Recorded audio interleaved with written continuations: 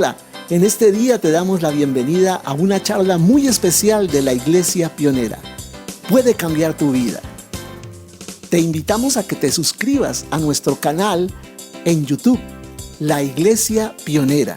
Puedes suscribirte allí y recibir todas las notificaciones de nuestros videos que estamos posteando allí para ti.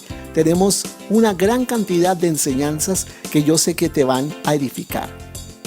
También estamos transmitiendo por la página de Facebook La Iglesia Pionera. Allí también estamos tratando acerca de temas relacionados con la adoración a Dios. Y por Google Meet también los domingos a las 10 de la mañana estamos reuniéndonos para cantar juntos y para recibir una enseñanza muy importante para nuestras vidas. Nuestra personería jurídica especial es la 1049 del 13 de agosto de 2015 ante el Ministerio del Interior como la Iglesia Pionera. Si tú deseas hacer algún aporte, alguna donación para nosotros, para que sigamos extendiendo el reino de Dios a través de la palabra, puedes consignarnos al Banco Caja Social a la cuenta 240-576-29-287. 240-576-29-287. Es una cuenta de ahorros a nombre de la Iglesia Pionera. Nuestro NID es 900-904-746-0. Así que bienvenida sea toda donación que en tu corazón haya puesto Dios para nosotros. Y sin más preámbulos, te damos la bienvenida a este tiempo de enseñanza que va a ser de mucha edificación. Voy a invitarles a abrir la palabra del Señor en el Salmo 32. Así he titulado esta enseñanza. Qué bueno ser perdonado. Amén. Así con signo de admiración. Qué bueno ser perdonado. Porque hay muchos beneficios por el hecho de nosotros recibir perdón de parte del Señor. Amén. Entonces quiero que veamos algunos de esos beneficios. No puedo decir son todos, pero sí algunos de los beneficios del perdón de Dios. Entonces comienza con dos bienaventuranzas este salmo, allí en los versículos 1 y 2. El versículo 1 dice: bienaventurado aquel cuya transgresión ha sido perdonada y cubierto su pecado. Amén. ¿Qué es la transgresión? ¿No? ¿Qué sería la transgresión? La transgresión en el diccionario dice es quebrantar o violar un precepto, ¿no? Quebrantar o violar un precepto, una ley, un estatuto. Eso es transgresión. Transgredir es como haber pasado un límite que no debíamos haber pasado. Amén. Que de repente lo pasamos. De repente nos pasamos de la raya, como se dice, haciendo algo en contra del Señor. Y la transgresión, de acuerdo a la palabra y a esta palabra hebrea que está puesta allí en el Salmo 32, es una rebelión moral, una rebelión espiritual, una rebelión en contra ¿de qué? De la voluntad del Señor. Amén. Y dice aquí que es bienaventurado, que la palabra bienaventurado significa muy feliz o dichoso, aquel que ha sido perdonado de la transgresión. Amén. Y para tú y yo ser perdonados de la transgresión, ¿qué necesitamos hacer primero? Arrepentirnos, ¿no? De haber pecado contra Dios. Y dice David, qué bueno es, qué dichoso es el hombre que es perdonado de haber pasado ese límite, de haberse rebelado contra Dios. Aquel que no tiene continuamente en su conciencia la culpabilidad del pecado. Amén. Qué bienaventurado, qué dichoso es aquel que no está ahí todo el tiempo. Soy culpable, como se decía en la religión tradicional, por mi culpa, por mi culpa, por mi gran culpa, ¿cierto? Que no está ahí dándose golpes de pecho o mentalmente está todo el tiempo pensando todo lo que hice en contra del Señor. Y ahora, ¿Cuántos de nosotros hemos tenido una deuda que nada que pagamos y decimos, ay, y eso generando intereses? Y esa deuda ahí creciendo. Ay, ¿cuándo será que la pagaré? ¿Cuándo, Señor? ¿Cuándo podré? Así son las deudas que tenemos con Dios. La transgresión es eso, las deudas que tenemos con el Señor. Y dice la palabra, es bienaventurado, es muy dichoso el hombre que no tiene esa culpa de pecado en su corazón, y dice, sino que ha sido perdonado y cubierto su pecado, ¿cierto? O sea, su pecado, en el caso de David, el pecado era cubierto por un tiempo. ¿A través de qué? De la sangre de los corderos, amén, de los sacrificios. Los sacrificios lo que hacían era cubrir por un momento el pecado del hombre. Y por eso aquí dice cubierto su pecado. Pero hoy en el Nuevo Testamento nosotros podemos decir no cubierto su pecado, sino que hemos sido limpios del pecado. Amén. No podía decir David eso todavía porque Jesús no había hecho su obra redentora, su obra salvadora en la cruz. Pero debido a que ahora Jesús ha hecho esa obra de salvación por nosotros, podemos decir qué bienaventurado es el hombre que ha sido limpio por la sangre de Cristo. Amén.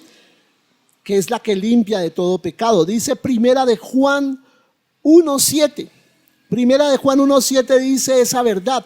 Pero si andamos en luz, ¿qué es andar en luz? Venir a pertenecer al Señor.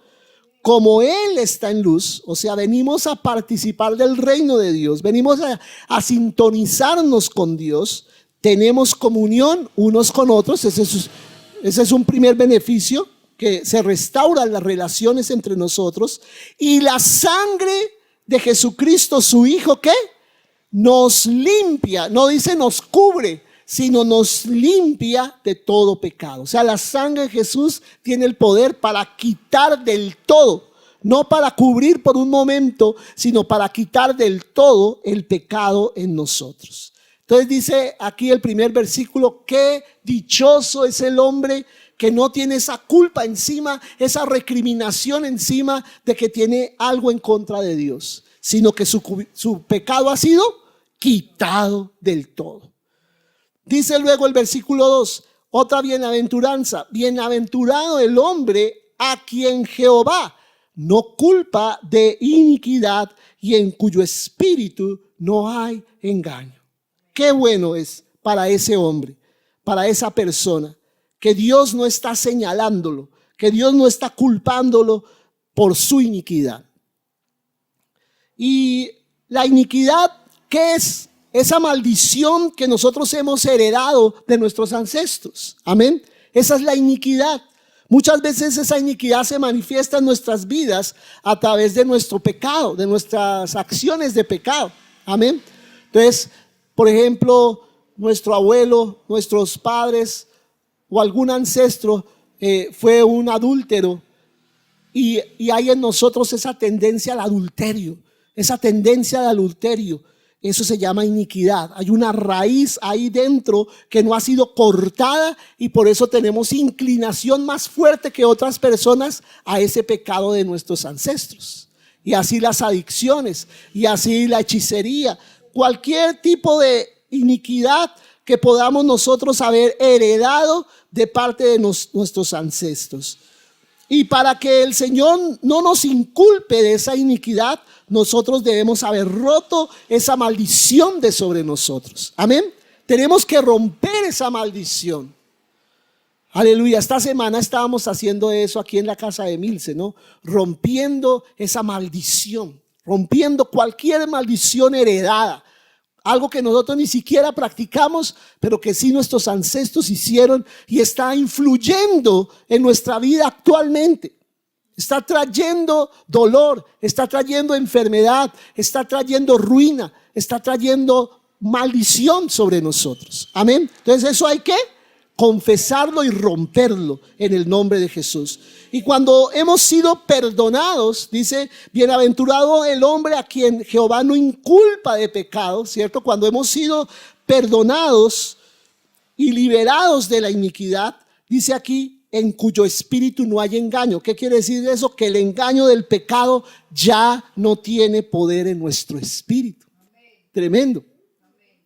Porque como decíamos la vez pasada, en el pecado hay un engaño. Ese es el poder del pecado, el engaño que hay en el pecado.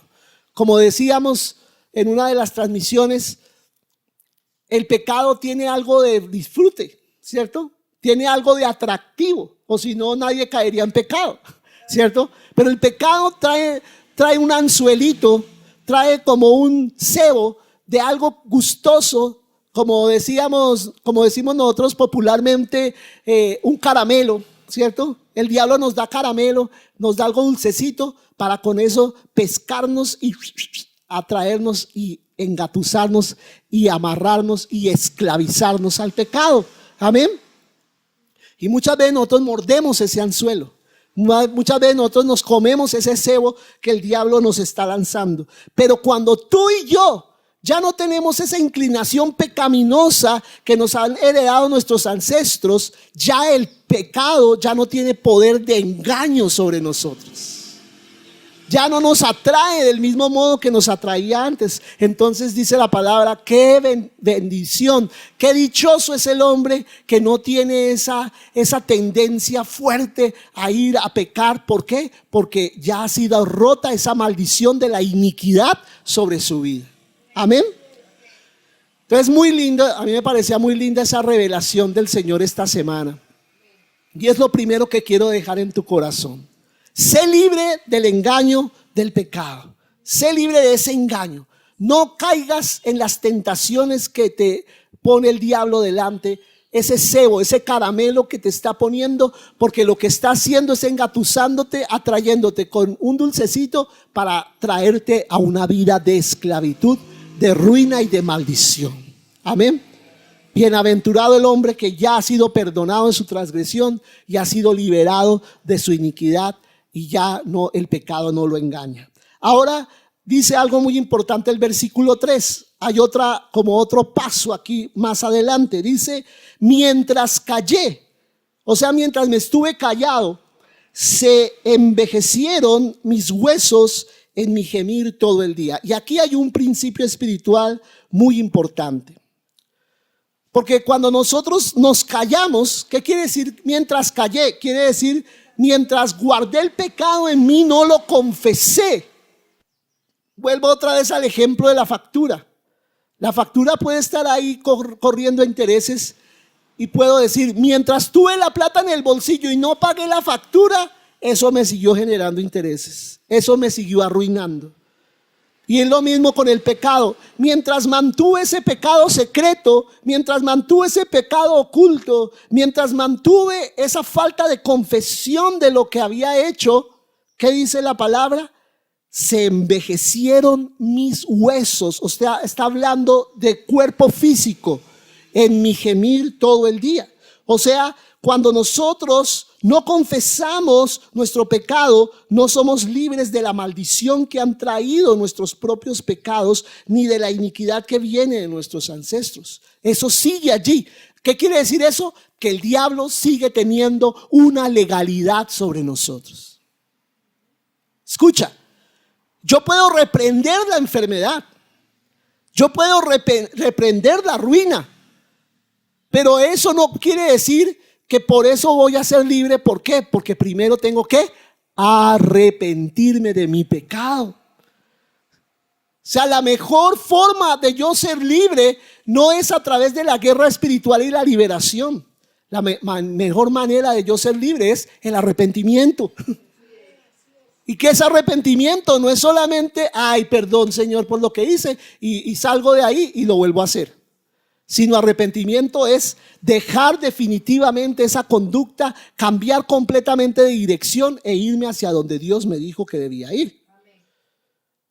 Eso entonces permite que el enemigo traiga enfermedad a nuestra alma y a nuestro cuerpo. La falta de confesión de nuestro pecado. Vas a seguir ahí arruinado, vas a seguir allí enfermo si tú no confiesas tu pecado. Mientras callamos, se envejecen nuestros huesos. Dice, esto nos hace gemir todo el día, dice ahí, con el tormento que trae el enemigo sobre nosotros. Y Dios no puede hacer nada. Si nosotros no confesamos el pecado, si no nos arrepentimos, Dios no puede hacer nada. Podríamos decir en otros términos, maniatamos a Dios. Le atamos las manos al Señor. Amén. Dice el versículo 4, porque de día y de noche se agravó, eso es peor, se agravó sobre mí tu mano, se volvió mi verdor en sequedades de verano, Selah. Entonces, cuando yo no confieso mi pecado, cuando yo me guardo el pecado, cuando yo no quiero dar ese paso de arrepentimiento, eso hace no solamente que abre puertas para que los demonios me enfermen, para que los demonios me arruinen, sino que también hace que la mano del Señor se haga más pesada sobre mí y endurezca su castigo contra mí. Eso quiere decir agravar. Dios agrava sobre mí su mano, quiere decir me pone una presión mayor. Dios se vuelve en mí adversario. Escucha, iglesia. Pudiendo ser Dios tu ayudador, se vuelve tu adversario. ¿Por qué? Porque no estás andando en comunión con Él. No estás haciendo su voluntad. Y Él te resiste y entonces todo te empieza a ir poco a poco de mal en peor. Muchas personas se ven bien por un tiempo y dicen, sí, eso no pasa nada. Eso puedo yo seguir así. Pero deja que lleguen los años. Deja que pase el tiempo.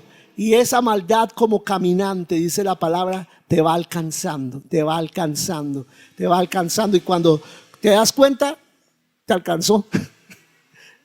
Y dice, uy, ¿por qué estoy tan alcanzado? Porque te alcanzó la maldad y te cogió. Amén. Dice el salmista que el verdor, que quiere decir el vigor de nuestro cuerpo, se vuelve sequedad. Se vuelve sequedad. ¿Qué es la sequedad? En la sequedad hay sed. En la sequedad hay necesidad. En la sequedad hay confusión. Eso es sequedad. Una forma metafórica de hablar de lo que pasa en nuestra alma y en nuestro espíritu. Nos secamos espiritualmente. ¿Por qué? Porque hay un pecado que todavía no queremos confesar y porque Dios se ha puesto en nuestra contra hasta que nos pongamos a cuentas con Él. Y ahí viene esa palabra Selah, que significa un cambio en lo que el salmista quiere decir, pero guiado por el Espíritu Santo. El Espíritu Santo cambia la temática del salmo y entra a algo nuevo. Y dice aquí David, mi pecado te declaré y no encubrí mi iniquidad. ¿Qué quiere decir eso? Que en la primera parte que hemos visto hasta el versículo 4, el salmista está diciendo, mira lo que le pasa al hombre que no confiesa su pecado. Pero en el versículo 5 está diciendo, ahora lo confesé, ahora lo estoy diciendo, ahora estoy declarando qué fue lo que hice. Mi pecado te declaré, no encubrí mi iniquidad. Dije, confesaré mis transgresiones a Jehová y tú perdonaste la maldad de mi pecado. O sea, la decisión del salmista fue la mejor. ¿Cuál era? Confesar el pecado. Confesar, no encubrir su iniquidad. Porque cuando confesamos nuestro pecado, somos sanados. Amén. Y no tratemos de disfrazar las cosas. No, mi papá no es que fuera pecador. No, eso no era un pecado, es que mi papá era de ambiente. Es que mi papá era así, esa era su forma de ser. Y tan social y tan dado a la gente. Y tratamos de disfrazar un pecado de alcoholismo, un pecado de adulterio, un pecado de promiscuidad detrás de rótulos sociales que nosotros le queremos poner a las cosas, cuando tenemos que aceptar que eso es iniquidad, que eso está mal. Amén. No tratemos de relativizar el pecado y tratarlo de hacerlo ver como algo bonito y maquillarlo. No, el pecado es pecado y tengo que aceptar las cosas como Dios las ve y no como el mundo me las quiere hacer ver. Amén. Dice la palabra en Santiago 5:16, una palabra muy conocida por todos nosotros. confesaos vuestras ofensas unos a otros. O sea, ahí está hablando de la confesión, de abrir el corazón. Y orad unos por otros. ¿Para qué? ¿Para qué oramos? ¿Para qué confesamos el pecado? Dice ahí Santiago, para que seáis sanados. Para que seáis sanados. O sea, una consecuencia directa de la confesión de nuestro pecado es la sanidad. Sanidad moral, sanidad emocional, sanidad mental, sanidad física, sanidad espiritual. En todo sentido de sanidad viene para nosotros si confesamos nuestro pecado, porque termina diciendo el versículo, la oración eficaz del justo puede mucho. ¿Y cuándo es la oración eficaz? Cuando está activa, cuando obtiene un resultado. Amén. De nada nos sirve nosotros tratar de disimular nuestra condición de pecado delante del Señor. El Señor lo sabe todo. Amén. Él conoce qué es lo que ha pasado, qué pasó con mis padres, qué ha pasado conmigo. Él lo sabe. Dice David que él prefirió confesar sus transgresiones, o sea, reconocerlas. Y yo te hablo a ti esta mañana, reconoce tu condición, reconoce tu condición de pecado y que estás mal delante de Dios, reconócelo. O sea, no trates de disfrazarlo. No trates de hacer ver eso como algo que no tiene problema. Acepta, reconoce tu condición. ¿Y cuál es la respuesta del Señor? Dice, y tú perdonaste la maldad de mi pecado. Qué misericordioso es el Señor. Amén. ¿Tú qué? Me perdonaste. Esa va a ser siempre la respuesta del Señor, el perdón. Y eso es lo que sucederá siempre cuando vengamos ante la presencia del Señor a confesar nuestro pecado. Luego dice el versículo 6, por esto orará a ti todo santo en el tiempo en que puedas ser hallado. Ciertamente en la inundación de muchas aguas no llegarán estas a él. Me parece maravillosa esta promesa.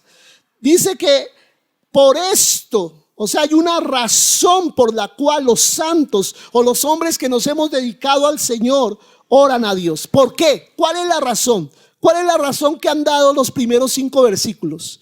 ¿Cuál es la razón por la cual nosotros buscamos a Dios? ¿Cuál es la razón por la cual nosotros no buscamos a otro, sino tenemos la esperanza en el Señor? ¿Cuál? ¿Cuál es esa razón? En que recibimos de parte de Dios el perdón, en que somos recogidos, en que somos aceptados por Dios, no somos juzgados. Cuando venimos a confesar nuestro pecado delante de Dios, el Señor no dice, uy, ahí viene ese miserable, quítate de aquí, uy, es que no lo quiero ni ver. Cochino, quítate de aquí. No, el Señor no hace así, sino Él está así, con los brazos abiertos. Bienvenido, venga, hablamos, venga, arreglamos las cosas. Amén. Siempre encontramos un padre, no un jefe, así con el rostro así todo bravo. No, siempre encontramos unos brazos extendidos y un corazón dispuesto a abrazarnos, a perdonarnos, a limpiarnos y a decirnos, tienes otra oportunidad. Sigue adelante, hijo mío, sigue adelante. Amén. Entonces dice, por esto, por esa razón es que a ti todo santo ora en el tiempo en que puedes ser hallado. Amén. Porque no vamos a encontrar siempre esa disposición de Dios y esa gracia. ¿Tú sabías que va a llegar un tiempo en que Dios no va a poder ser hallado? No, Dios siempre va a estar ahí, siempre. No, no siempre. Va a venir un tiempo en donde no va a poder ser hallado el Señor en el mundo. Este es el tiempo aceptable, dice Hebreos. Este es el tiempo en donde Dios puede ser hallado. Este es el tiempo de gracia. Y cuando se nos da algo en abundancia, ¿qué tendemos a hacer? A desperdiciar porque es en abundancia. Si hay agua en abundancia, tendemos a desperdiciar el agua porque hay harta. Pero cuando se empieza a escasear el agua, hay que ahorrar agua. Hay que ahorrar porque ya no hay casi agua. Así va a pasar con la gracia de Dios. Ahorita es en abundancia y todo el mundo hasta se burla de la gracia de Dios y eso dejemos, otro día será. Pero va a haber un día en que Dios no va a poder ser hallado para que tú y yo encontremos perdón. Entonces busca al Señor mientras pueda ser hallado. Ciertamente, y esta es la promesa hermosa, en la inundación de muchas aguas no llegarán estas a él. ¿A quién? A aquel que ha arreglado sus cosas con Dios. Dice que cuando vengan las circunstancias más difíciles, que es lo que habla esa inundación de muchas aguas, estas no lograrán derribar a la persona que confía en el Señor y que ha arreglado sus cuentas con Dios. No te van a llegar, no te va a inundar el enemigo, no te va a hacer derribar. Amén. ¿Qué sigue diciendo el versículo 7? Tú eres mi refugio. Me guardarás en la angustia, me guardarás de la angustia con cánticos de liberación que me rodearás. Precioso.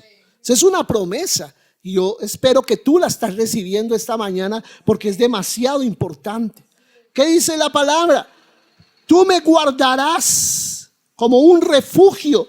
Tú eres mi refugio. O sea, Dios es un gran refugio para nosotros, amén. Él es el que nos rodea, Él es el que nos guarda. Es aquel a quien podemos correr con absoluta confianza de que nosotros vamos a ser protegidos. O sea, vuelvo a repetir la misma idea. Cuando corremos al Señor en busca de ayuda, Él no nos da una patada y dice, se queda afuera, que viene, ahora sí viene a buscarme, ¿no? Quítate de aquí. No. El Señor, ¿qué hace? Abre la puerta y dice, sí, ven, yo te voy a refugiar, te voy a proteger. En el Señor somos guardados. ¿De qué somos guardados? Dice aquí la palabra, me guardarás de la angustia. Y en este mundo, como nunca hoy, estamos viviendo tiempos de angustia, de desesperación, de, ¿cómo es que se llama? Episodios de pánico, de desesperanza, ¿cierto? De ansiedad, de estrés extremo, ¿cierto? De eventos de pánico en donde la gente hasta sufre ataques en lo físico por lo que está viviendo emocionalmente. Pero ¿qué dice el Señor? Que si nosotros corremos a Él buscando refugio, vamos a ser guardados de la angustia, de la desesperación y del temor. La palabra dice aquí que somos también ¿qué? Rodeados con cánticos de liberación. Qué precioso. O sea, la manera en que Dios nos protege. Escucha lo que te quiero decir esta mañana. La manera en que Dios te protege a ti y me protege a mí es cantando alrededor de nosotros. Me pareció hermoso esa revelación que me daba el Señor esta semana. Yo canto cánticos de liberación a tu alrededor. Te rodeo con cánticos de liberación. Él canta, escúchame, Él canta nuestra liberación. Él canta nuestra victoria sobre el enemigo. Aleluya, Él la canta. Yo puedo escuchar los cánticos de los ángeles ahí rodeándome, cantando y alabando al Señor, y esa alabanza esparce al enemigo, lo echa fuera, lo saca de mi lado, aleluya, y soy rodeado por alabanza del Señor. Esta semana he experimentado momentos muy hermosos con el Señor y me siento así rodeado por ángeles, rodeado por el Espíritu Santo, y siento cómo soy liberado de toda angustia, de todo temor. Cuando viene esa atmósfera divina, esa atmósfera de libertad, de perdón, de misericordia, de gracia de parte del Señor. Y aquí en este ambiente, en esa atmósfera de adoración, en esa atmósfera de reconciliación, cuando yo he confesado el pecado, cuando yo he cortado con la iniquidad, cuando ya no hay nada que le debo al Señor, y esa paz que el Señor empieza a darme, ¿sabes? En medio de esa atmósfera viene el versículo 8 y dice, te haré entender. Qué lindo. Te haré entender y te enseñaré el camino en que debes andar. Y dice, ¿sobre ti qué? sobre ti fijaré mis ojos. Entonces, ¿qué es lo que está diciendo aquí? Ya concluyendo este salmo, ya va concluyendo los últimos versículos. ¿Qué está diciendo? Que solo cuando nosotros somos libres del engaño del pecado es cuando podemos entender la dirección del Señor. Por eso es que el pecado, el engaño del pecado nos cega los ojos, no nos deja ver. Estamos cegados, estamos así como ciegos, andando en este mundo así. No vemos por dónde andamos y cómo tomamos decisiones así, cómo damos pasos en la vida ciegos, de tumbo en tumbo, como se dice, golpeándonos con un poste y con el otro, como el borrachito llegando a la casa. ¿Cuántos chichones tengo? 3. Me faltan 2 para llegar a la casa. Así andan muchos en el mundo, de tumbo en tumbo, de golpe en golpe. ¿Por qué? Porque están ciegos. Toman una decisión, se equivocan. Toman otra y también se equivocan. Y meten la pata aquí, meten la pata allá. Y como que viven cada vez aumentando más la desesperación. ¿Qué hago? Nada me sale, nada me funciona. ¿Por qué? Porque solo tú puedes entender la voluntad de Dios cuando estás en acuerdo con Dios. Cuando ha sido perdonado tu pecado, allí Él nos puede guiar por el camino que debemos escoger.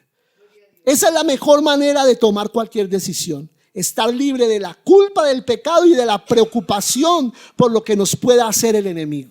Amén. Entonces, cuando estamos en esa paz, viene la revelación del Señor. Y cuando nosotros estamos en esa paz, eso nos da una mente lúcida para entender cuál es la voluntad del Señor para nosotros. Señor, ¿qué es lo que tú quieres? Y ahí sí lo puedo escuchar claritico. Es que cuando tú estás sintonizado con Dios, es fácil escuchar a Dios. Pero cuando tú quieres mantenerte en tu propia voluntad y mantener tu pecado oculto, no puedes escuchar al Señor. Tus oídos se agravan, tus oídos se cierran. Dice el Señor, sobre ti, ¿qué? Fijaré mis ojos. Y lo que me revelaba el Espíritu Santo es, ¿qué quiere decir? Que cuando nosotros mostramos delante de Dios un verdadero deseo de hacer su voluntad, ¿sabes una cosa? Llamamos la atención de Dios. Cuando tú fijas los ojos en una cosa, cuando, por ejemplo, nosotros que vamos allá al centro comercial, al Hueco, y estamos caminando y de repente nuestro ojo se queda fijo en algo. Por ejemplo, Emilce, unos zapatos, una cartera, un vestido. Atiné. Y dice Emilce, uy, esos están bonitos. Y cómo se me verían con el vestido tal. Uy, mire, eso me quedaría la repinta, ¿cierto? Huye de la tentación. Pero eso es lo que pasa con Dios. ¿Sabes? Cuando tú y yo estamos en la voluntad de Dios, ¡pum!, el Señor fija sus ojos y, uy, este es el que me llama la atención. Este que quiere hacer mi voluntad. Este que se está poniendo en paz conmigo. Con este sí voy para las que sea. Amén. Eso tenemos que hacer. Llamar la atención de Dios. Y uno se da cuenta muchas veces que Dios atiende al uno, atiende al otro. Ay, pero ¿por qué, Señor?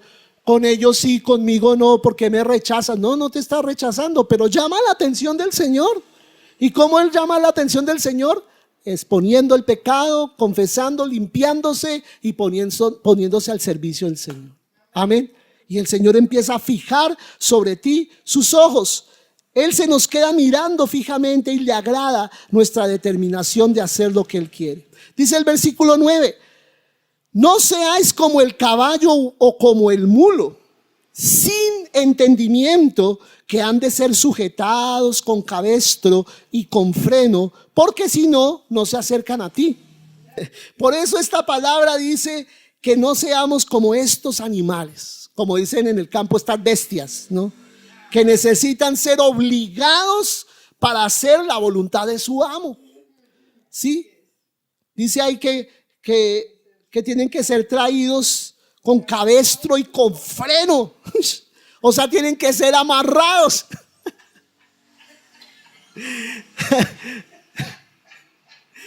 Son animales que tienen que ser amarrados o tienen que ser frenados, porque andan desbocados y como que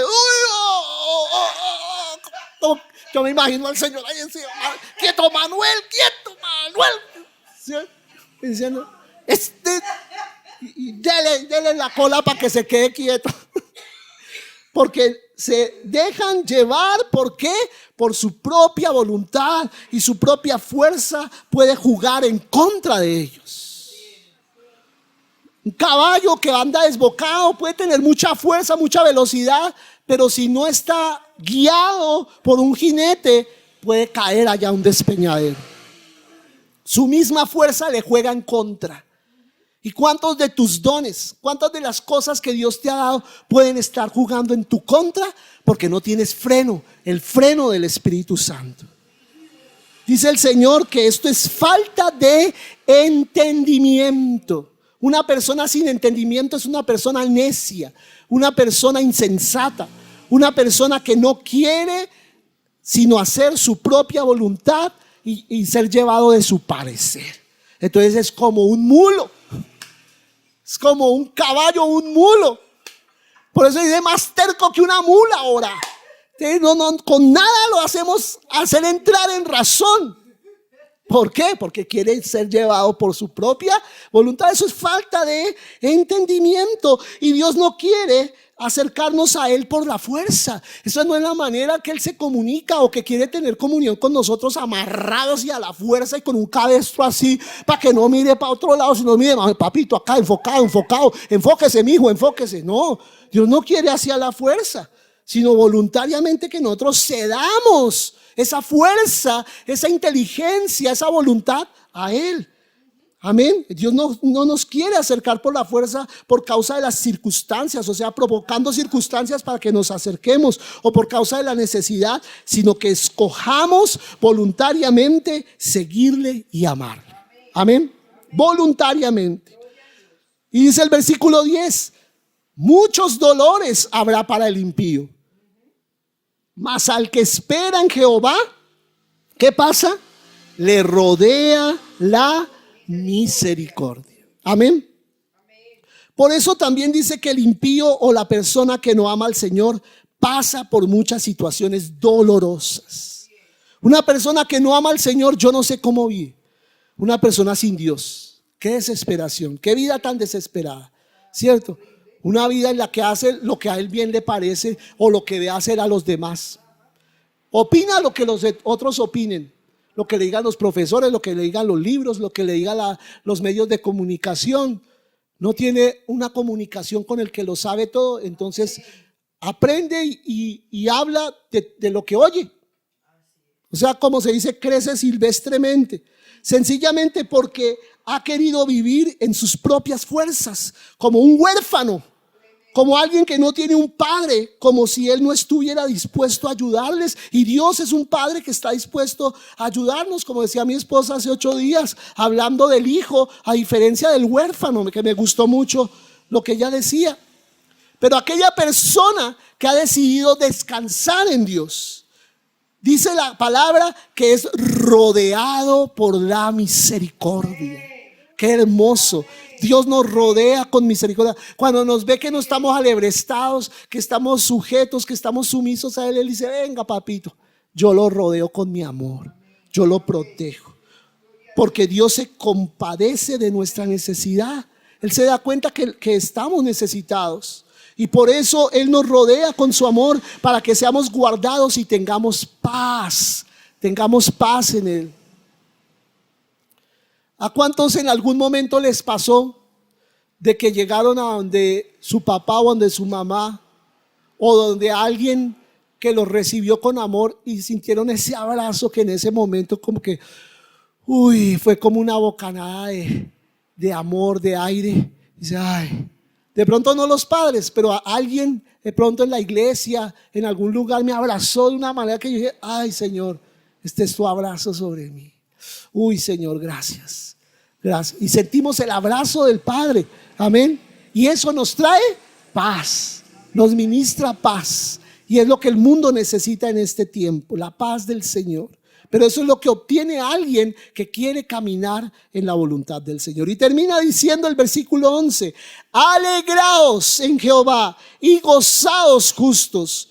Cantad con júbilo todos vosotros los rectos de corazón. Y me parece un excelente final para este salmo. Un salmo que está hablando acerca del perdón y el amor del Señor. Por eso con razón termina diciendo: alegraos, gozaos.